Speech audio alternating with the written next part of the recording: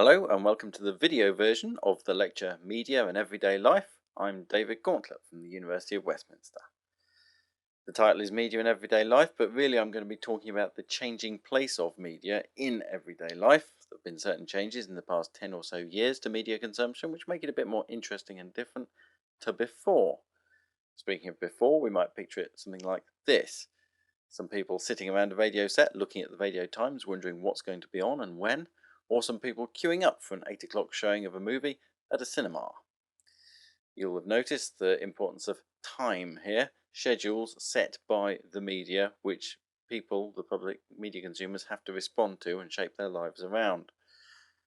Also psychologically that means that the media has a kind of dominant role. People don't have that much choice as to when and how they get their media. Instead, that's dictated by the media institutions. In the past, also, to create media, you needed big stuff, big recording devices, big cameras, and if you wanted to distribute it all, you needed a big broadcasting company or movie studio. That's not easy. Most people don't own these things and therefore couldn't do it. These days, of course, we can produce and share media using small and reasonably cheap devices such as laptops or even mobiles. That work ends up on sites like YouTube, where the work of many thousands of directors is seen by literally millions of people who look at their homemade videos where people just typically talk about their lives and stuff that's happening to them and manage to gain a large audience. That's now. Before, it was more like this. The media were like gods up in the heavens, distributing their stuff to the little people down below who had very little control.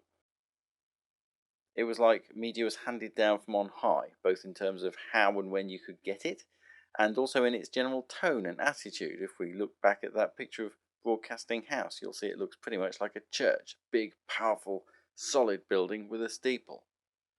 Newspapers in the past used to be big and authoritative looking. Even record companies had their own big, solid buildings commanding the skyline. These days, it's not so much like that. But in the past, the media sent down their messages in this one way from them down to us. In short, it looks pretty much like that. You've got a broadcaster sending out its messages to the world. These days, it's not like that. There are websites like YouTube, MySpace, Wikipedia, where all of the content is provided by the users and then is distributed very widely to other diverse users around the world. There is still, of course, competition from the big media corporations, so we have to stick them on as well. All of this is helped along, of course, by Web 2.0.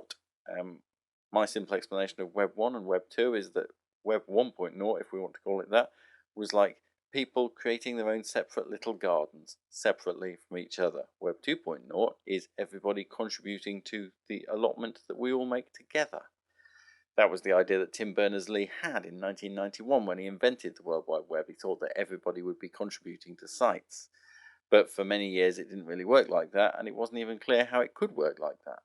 But nowadays, but in the past year or so, the idea of Web 2.0 has become much more accepted. People contributing collectively to a sum of knowledge that exists online.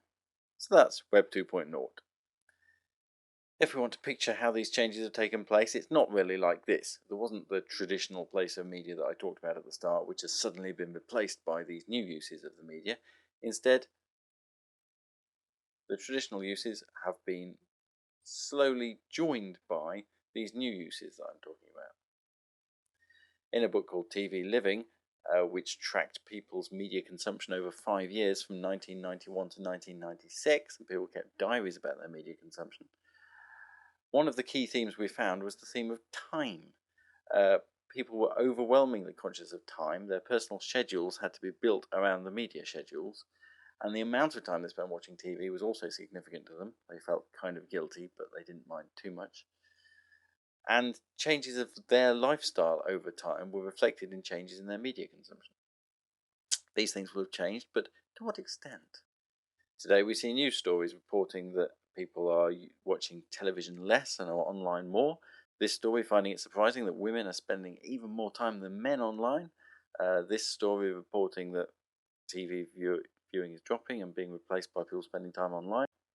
The way we understand and consume politics now is changing, perhaps in the YouTube era, where For example, here a Barack Obama speech has been turned into a music video, which has helped to rally support for him, and the famous "I'm in Love with Obama" song from Obama Girl helped raise awareness and support for Barack Obama, seen here making his own presentation of his plans for 2008 on YouTube.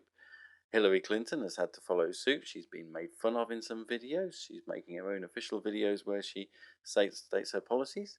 Gordon Brown also appears on the 10 Downing Street website, normally being quite dull. He gets made fun of in other videos for being quite dull. Finally, in this book by Richard Sennett, which has just been published, The Craftsman, less sexistly craftsperson, he talks about the idea of the craftsperson being engaged with their work and wanting to do good work.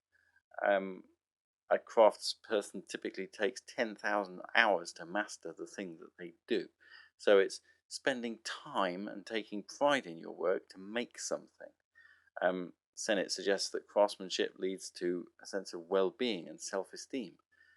And maybe we're seeing with the rise of YouTube and video sharing and photo sharing sites and other sites where people make things and put them online and share them with other people, we're entering an era where there's this pleasure in making things is having a real resurgence.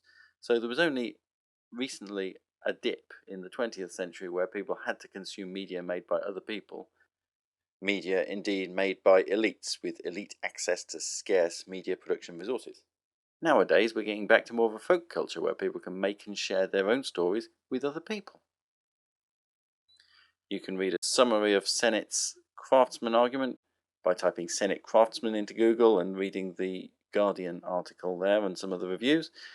So that's the end of this little video. I hope it worked. Sorry about any clunky little edits, and I'm done. Thank you.